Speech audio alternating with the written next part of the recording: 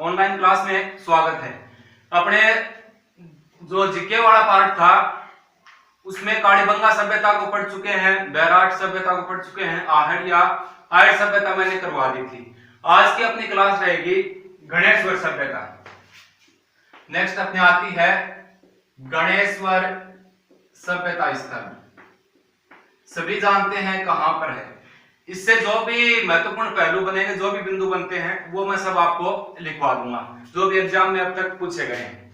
अब याद रखना, यह सभ्यता जो है ये भारत में ताम्रयुगीन सभ्यताओं में सबसे पुरानी मानी जाती है। कितनी पुरानी रुचि?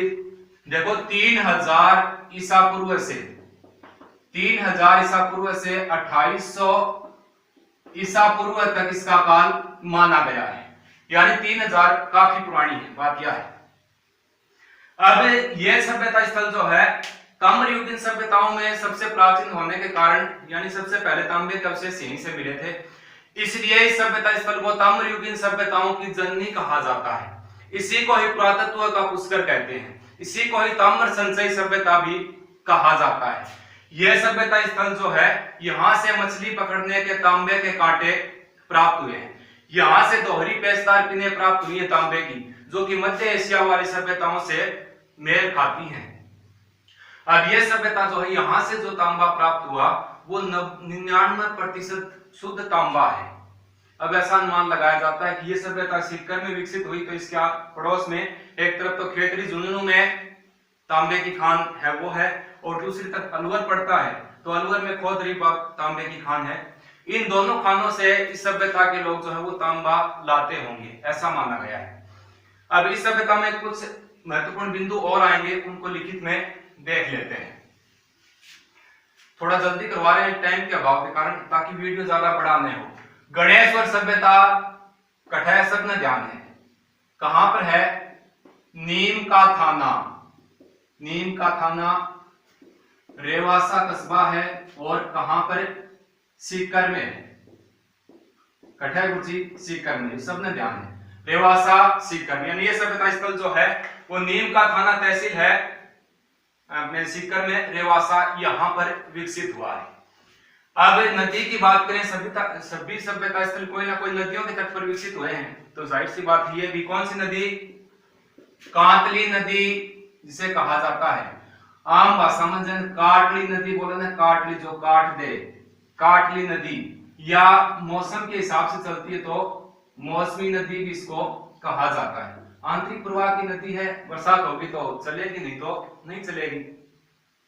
अब कांतली नदी के तट पर विकसित हुआ है। कांतली नदी की अगर बात की जाए तो ये कठम निकला है। देखो यह कौन सी पहाड़ी है? खंडेला की पहाड़ियां। खंडेला की पहाड़ियां सीकर से निकलती है, खंडेला की पहाड़ियों से निकलती है सीकर से, और 3 जिलों में बहती है, सीकर, झुंझुनू और चूरू। चूरू में राजगढ़ तहसील के गांवों के आसपास आकर के विलुप्त हो जाती है। लेकिन अपने ये भी पढ़ते हैं कि राजस्थान के 2 जिले हैं जहां पर कोई नदी नहीं है, चूरू और बीकानेर। कभी कभार अधिक वर्षा के समय आज जब कोई विशेष बात बनी, बाकी नहीं आती है। ऐसे तो बीकानेर में भी जो अपने घग्गर है, जो शिवालिक की पहाड़ियां हिमाचल प्रदेश से निकलकर हनुमानगढ़ गंगानगर जिले में बहती हुई और अधिक वर्षा के समय पाकिस्तान के फोर्ट अब्बास तक जाती है, बीकानेर के दौरों से निकलकर। लेकिन वो कभी कभार जाती है, वो नहीं है, आंतरिक प्रवाह की नदियों में आती है। कांतली नदी की बात करें तो इसका प्रवाह क्षेत्र तोरावाटी कहलाता है, शेखावाटी, ये तीनों तो क्या है? शेखावाटी में है, सीकर, झुंझुनू, चूरू। लेकिन कांतली नदी का प्रवाह क्षेत्र जो है इसको बोलते हैं तोरावाटी। वैसे आप जानते ही होंगे तोरावाटी का इतिहास किसने लिखा था? तोरावाटी का इतिहास लिखा गया है, हरिप्रसाद ने लिखा था। किसने लिखा था? महावीर प्रसाद ने। ये बातें आपकी सभी पढ़ी हुई होंगी लगभग।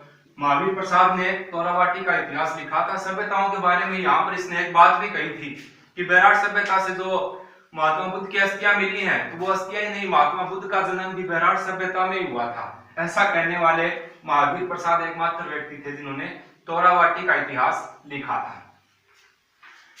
अब एक बात और देखो, ये खंडेला की पहाड़ियां जो हैं ये रेवासा में पड़ती हैं। रेवासा की बात करें तो एक और बात मैं थोड़ी सी हटके बता देता हूं। कि तो पूछ ले परीक्षा में। तो रेवासा जो है यहां पर एक गर्म पानी का गंधक का चश्मा है। चश्मा यानी कोई ऐनक नहीं है, जहां पर झरने का पानी पड़ता है वहां पर पानी इकट्ठा तालाब नुमा बना हुआ है जिसे चश्मा बोलते हैं। गंधक का चश्मा, यहाँ पर काफी हजारों श्रद्धालु आते हैं और इस गर्म पानी में डुबकी लगाते हैं। इससे क्या होता है, ऐसा माना गया कि ये जो गंधक का चश्मा बना है इसमें डुबकी लगाने के पश्चात त्वचा रोग जितने भी हैं वो मिट जाते हैं, चर्म रोगों का इलाज होता है। यहाँ पर याद रखना, गर्म पानी का चश्मा, गर्म पानी का गंधक का चश्मा कहाँ बना हुआ है, रेवासा में बना हुआ है, खंडेला की पहाड़ियों के आसपास की बात है। तो ये गणेश्वर सभ्यता पढ़ रहे हैं। नीम का थाना सीकर में विकसित हुई, काटली नदी के तट पर विकसित हुआ था सभ्यता स्थल। काटली नदी का प्रवाह क्षेत्र तोरावाटी कहलाता है और तोरावाटी प्रदेश का जो इतिहास लिखा था वो महावीर प्रसाद शर्मा ने लिखा था, जिसमें उन्होंने बताया था कि महात्मा बुद्ध का जन्म जो है वो बैराट में हुआ था। ऐसा बताने वाले महावीर प्रसाद है। खंडेला की पहाड़ियां सीकर से निकलती है, कांतली और सीकर, चूरू, झुंझुनू 3 जिलों में बहती है। झुंझुनू को 2 भागों में डिवाइड करने वाली भी नदी कौन सी है, कांतली नदी। ये थोड़ी सी नदी की बात बीच में आ गई तो अपने बता देते हैं। हाँ, अब ये छोड़ो गुरुजी, कोई काम की बात है वह लिखो। अगर काम की बात और क्या है, ये सभ्यता स्थल जो है ये 3000 ईसा पूर्व से, कितनों 3000 ईसा पूर्व से 2800 ईसा पूर्व तक इसका काल माना जाता है, काफी पुरानी है। समझ गए। इस सभ्यता की अगर खोज की बात की जाए, कर्ण खोजी, खोजकर्ता कौन है, 1973 में इसकी खोज किसने की थी, वही है आरसी अग्रवाल। आरसी अग्रवाल ने इसकी खोज की थी, यानी कि रतनचंद्र अग्रवाल ने इसकी खोज की थी। उत्खनन कार्य, खुदाई करवाई। उत्खनन कार्य भी 1977-78 में किया गया था। किसके द्वारा, आरसी अग्रवाल, और वो सरकारी आदमी कौन था, विजय कुमार जो राजस्थान सरकार की ओर से मौजूद रहते थे उनमें है। इन्होंने दोनों ने मिलकर उत्खनन कार्य करवाया था। अब देखो, यह सभ्यता स्थल जो है इसके कुछ उपनाम हैं, उन उपनामों के नाम से जाना जाता है। कई दफा से पटवारी हो चाहे ग्राम सेवक हो चाहे आरपीएससी के एग्जाम हो चाहे अधीनस्थ बोर्ड के, वो काफी दफा पूछा गया है। एक तो इस सभ्यता से सबसे पहले तांबे के अवशेष मिले, इसलिए इस सभ्यता को ताम्रयुगीन सभ्यताओं की जननी कहा जाता है। ताम्रयुगीन सभ्यताओं की जननी कहा जाता है। ठीक बात है गुरुजी, सुनेड़ी भी है और परीक्षा में आदि तो करेड़ी भी है। ऑप्शन देख के सही भी करेड़ो है, कोई बात को नहीं। इसी सभ्यता को पुरातत्व का पुष्कर कहा जाता है। पुरातत्व का पुष्कर, यो के सिस्टम है भाई। सबसे प्राचीन सभ्यता मानी गई है, सबसे पुरानी सभ्यता है तो पुरातत्व का पुष्कर है। यानी कि अपने जैसे पुष्कर कहाँ है, अजमेर में। राजस्थान का पुष्कर किसे कहते हैं, गलताजी जयपुर को। उसी प्रकार पुरातत्व विभाग का पुष्कर है। कौन सा सभ्यता स्थल, गणेश्वर सभ्यता को कहा जाता है। इसे ताम्र संचयी सभ्यता भी कहते हैं। इस सभ्यता को ताम्र संचयी सभ्यता भी कहा गया है। ये अच्छी बात है, देखो परीक्षा में आ जाए। निम्न में से ताम्र संचय सभ्यता कहा जाता है, निम्न में से ताम्र संचय सभ्यता कौन सी है। ऑप्शन ए आएगा आहड़ सभ्यता, ऑप्शन बी गणेश्वर सभ्यता, ऑप्शन सी गिलुड़ सभ्यता और ऑप्शन डी उपयुक्त सभी। तो क्या करेंगे, ताम्र संचय सभ्यता कौन सी है, गणेश्वर। अब ये नाम नहीं पढ़ा हुआ होता तो आमतौर पर अपने ये पता है कि तांबा आहड़ से भी निकला है और तांबे के अवशेष गणेश्वर से मिले हैं, इतना कंफर्म है। अब यह कंफर्म नहीं है कि इसमें ऑप्शन कौन सा होगा। फिर अनुमान क्या लगाते हैं कि सबसे अधिक तांबे के अवशेष आहड़ से मिले हैं, यानी ताम्रवती नगरी वही है। तो ताम्र संचयी सभ्यता भी ताम्र संचयी सभ्यता गणेश्वर सभ्यता को कहा जाता है। तांबे का संचय यहाँ पर ज्यादा हुआ है क्योंकि इस सभ्यता में देखो ऐसा माना गया कि यहाँ से जो तांबा मिला वो 99% शुद्ध है। तो एक साइड में तो खेतरी झुंझुनवाड़ी खान जो थी वो पड़ती है, और एक साइड में अलवर लगता तो खोदरीबा जो खान थी अलवर वाड़ी वो वहां पर थी। तो इन दोनों खानों से यहाँ पर ऐसा माना जाता है कि तांबा जो है वो काम में लिया जाता था। एक बात और याद रखना, अपने तांबा उत्पादन में झारखंड के पश्चात राजस्थान का दूसरा स्थान है। राजस्थान को खनिजों का अजायब घर भी कहा जाता है। राजस्थान में तांबे की प्रसिद्ध खान खेतरी झुंझुनू में, खोदरीबा अलवर में है, और देलवाड़ा सिरोही में भी इसकी प्रसिद्ध खान। ये 3 खान तांबे की यहाँ पर है। हाँ, एक बार तुमने देखो, गणेश्वर सभ्यता नीम का थाना सीकर में है, सबको पता है। कांकली नदी के तट पर विकसित हुआ, कांकली काटली मौसमी एक ही बात है। अब इस सभ्यता का काल 3000 ईसा पूर्व से 2800 ईसा पूर्व तक माना जाता है, यानी कि काफी पुरानी है, ताम्रयुगीन सभ्यताओं के अंतर्गत आती है। अब क्वेश्चन कई बार इनके सामान से या इनके साक्ष्यों से संबंधित नहीं आता, तो ऐसा आता है इनमें से सबसे पुरानी सभ्यता मानी जाती है। समझ गए? तो ये हो जाएगी। खोज करता 1973 में आरसी अग्रवाल ने इसकी खोज की। उत्खनन कार्य 1977 में आरसी अग्रवाल व विजय कुमार ने उत्खनन कार्य करवाया था। ताम्रयुगीन सभ्यताओं की जननी कहा जाता है। ताम्र संचयी सभ्यता भी इसी को ही कहा जाता है, इसी का ही नाम पुरातत्व का पुष्कर है। चलो अच्छी बात है। अब आगे चलते हैं। इस सभ्यता से क्या क्या सामग्रियां प्राप्त हुई हैं वो महत्वपूर्ण है। कई दफा पटवारी एग्जाम में जाता उठा, देखो पटवारी और ग्राम सेवक के जो एग्जाम है वो दोनों ही एग्जाम ऐसे होते हैं वो बिना कोई सभ्यता के प्रश्न के निकलते ही नहीं है। उनमें निश्चित रूप से सभ्यताओं का प्रश्न जो है वो आता है। अब इस सभ्यता स्थल से क्या मिला है, बहुत कुछ वीडियो है। यहां से मछली पकड़ने के तांबे के कांटे प्राप्त हुए हैं। तांबे के कांटे प्राप्त हुए हैं। इतना तुमको लिखाना है कि जरूरी बने कुछ इतनी बता दो। तांबे का कांटा मिला है, तांबे के कांटे यहां से मिले हैं, ठीक बात। यहां से दोहरी सिरे वाली तांबे की पेचदार पिनें, तांबे की पेचदार पिनें मिली हैं।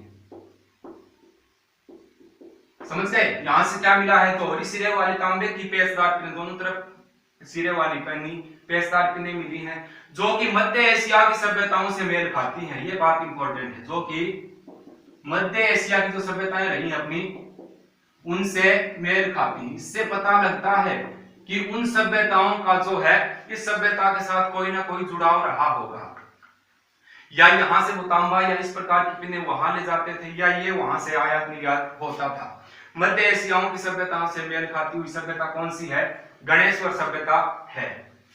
इस सभ्यता से तांबे की कुल्हाड़ी मिली है, तांबे की कुल्हाड़ी मिली है। मुर्जी मारती पटेड़ तांबा को कुल्हाड़ो मिलो है। अरे कुल्हाड़ा हो चाहे कुल्हाड़ी हो वो एक ही बात है। ऑप्शन ये तो ऑप्शन ए कुल्हाड़ी, ऑप्शन बी कुल्हाड़ो है, ऑप्शन सी छोटी कुल्हाड़ी। ये तो आने से रहा पूछेंगे तांबे की कुल्हाड़ी कहां से मिली, सीधी बात है कुल्हाड़ा मिलेगा तो वो दे देंगे ऑप्शन में। तांबे की कुल्हाड़ी भी यहां से प्राप्त हुई है। इस सभ्यता से काले मर्द भांड मिले हैं, काले मर्द भांड मिले हैं, जो कि क्या कहलाते हैं ये याद रखना, जिन्हें कपिस्वर्णी कहा जाता है। जैसे मैंने बैराट में लिखवाया था ना आपको, इसे बीएनपी कहा जाता है। काले मर्द भांड मिले, यहां से जो काले मर्द भांड व बर्तन भांडा जो भी मिला है वो कपिस्वर्णी उनको कहा जाता है। इसके पश्चात यह जो सभ्यता है यहां से मछली पकड़ने के कांटे मिले हैं, तो इससे अनुमान लगाया जाता है कि यहाँ के लोग जो है वो मांसाहारी थे और पशुपालन भी करते थे। पशुपालन का कार्य होता था और खाने में चावल का प्रयोग करते थे। खाने में चावल का प्रयोग ये लोग किया करते थे, मांसाहारी थे, यानी मछली पकड़ने के तांबे के कांटे यहाँ से सभ्यता स्थल है। यहां से पत्थर के मकानों के अवशेष मिले हैं, पत्थर के मकानों के अवशेष मिले हैं। या कि नई बात आ गई मुझे, यह बात बढ़िया। देखो अन्य सभ्यता स्थल जितने भी रहे मैंने आपको दिखाया कि कालीबंगा से जो है वो धूप में पकी हुई ईंटों के मकान बनाते थे, उसी के वहां पर स्नानागार बने हुए थे, नालियां वगैरह भी लकड़ी की वहां थी, तो यहाँ वहां पर ईंटों का प्रयोग होता था। अब बैराज में भी ईंटें मिली, उसके आसपास का जो दायरा था सभ्यता के 8 किलोमीटर लंबाई में और 5 किलोमीटर बैराज की चौड़ाई में, फिर भी वहां पर वो पथरीला इलाका होने के बावजूद भी जो ईंटें मिली थी उससे ज्ञात होता है कि ईंटों के मकान होते थे। लेकिन यहाँ पर पहली बार पत्थर के मकानों के अवशेष मिले, यानी ईंटों का प्रयोग नहीं हुआ है। ये पूछा जा सकता है कि पत्थर के बने हुए मकानों के अवशेष कहां से मिले हैं, तो गणेश्वर सभ्यता जो है एवं मिला है। हाँ, इसके पश्चात तांबे